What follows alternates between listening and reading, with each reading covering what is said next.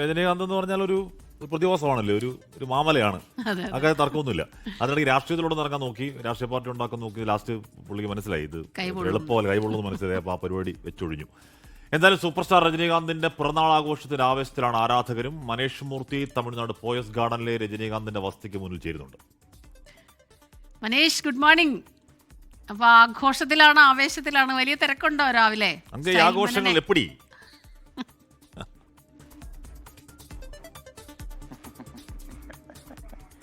எல்லாமே நல்லா தான் போயிட்டு இருக்கு ஹாஷ்மி. இப்போ இதுதான் ரஜினிகாந்தோட வீடு. சொல்ல வேணாம்ல. ஓகே,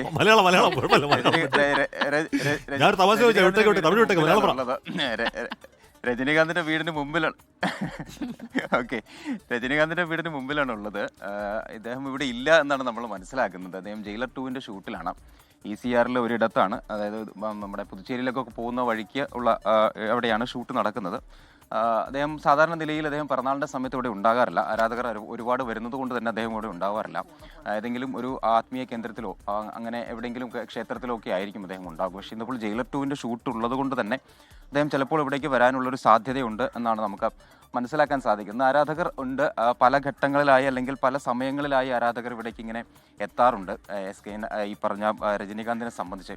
കാരണം ഇവിടെ ഒരു കഴിഞ്ഞ തവണകളിലൊക്കെ ആയിട്ട് ആളുകൾ, വലിയ തോതിൽ ആളുകൾ എത്തുന്നതിന് വലിയ റെസ്ട്രിക്ഷൻ ഇവിടെ പോലീസ് ഒരുക്കുന്നുണ്ട്. ഇപ്പോൾ അത് ഇവിടെ ആളുകളൊക്കെ പരാതിപ്പെട്ടതിന് ശേഷമാണ് ആ രീതിയിലുള്ള റെസ്ട്രിക്ഷനൊക്കെ ഒരുക്കുന്ന ഒരു നിലയുണ്ടായത്. അതുകൊണ്ട് തന്നെ വളരെ കുറച്ച് പേർ മാത്രമാണ് ഇപ്പോൾ ഒരു പോലീസ് ഈ ഒരു ഇപ്പുറത്തേക്ക് ആരെയും കടത്തിവിടുന്നില്ല. മാധ്യമപ്രവർത്തകർ മാത്രമാണ് ഇതിനിപ്പുറത്തേക്കുള്ളത്. ഇതിനിപ്പുറത്താണ് ആരാധകരായിട്ടുള്ള ആളുകൾ ഇവിടെ നിൽക്കുന്നത്. അവരിങ്ങനെ മധുര വിതരണം ചെയ്യുന്നുണ്ട്. അതുപോലെ തന്നെ രജനീകാന്തിൻ്റെ കുറേ പഴയ ഡയലോഗുകൾ, അങ്ങനെയുള്ള കുറേ കാര്യങ്ങളൊക്കെ ചെയ്ത് ആരാധകർ എന്തായാലും ഇവിടെയുണ്ട്. മാത്രമല്ല ഇന്നിപ്പോൾ പടയപ്പയുടെ റിലീസും നടക്കുന്നുണ്ട്. അതിൻ്റെ ഒരു ആവേശം കൂടി ഉണ്ട് ആളുകൾക്ക് എന്നുള്ളതാണ് നമുക്ക് മനസ്സിലാക്കാൻ സാധിക്കുന്നത്. ആ ഒരു രീതിയിൽ തന്നെയാണ് രാജ്യം മുഴുവൻ ആരാധകരുള്ള ഒരു വ്യക്തി. ആ വ്യക്തിയുടെ പിറന്നാളാണ്, 75ാം പിറന്നാളാണ്. സിനിമയിൽ 50 വർഷം, 25ാമത്തെ വയസ്സിലാണ് അദ്ദേഹം സിനിമയിൽ എത്തുന്നത്. അങ്ങനെ 50 വർഷം, 5 പതിറ്റാണ്ട് പൂർത്തീകരിച്ചിരിക്കുന്നു രജനീകാന്ത്.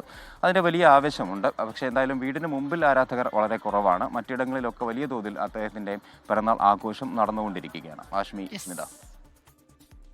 ഓക്കെ, അപ്പോൾ രജനീകാന്ത് ഇല്ലെങ്കിലും ഇവിടെ ആരാധകർ അങ്ങോട്ടേക്ക് എത്താതിരിക്കാൻ അവർക്ക് കഴിയില്ല. മനോഹരമായ ഒരു ചിത്രവും കൊണ്ടുവന്നിട്ടുണ്ട് ഒരു ആരാധകൻ.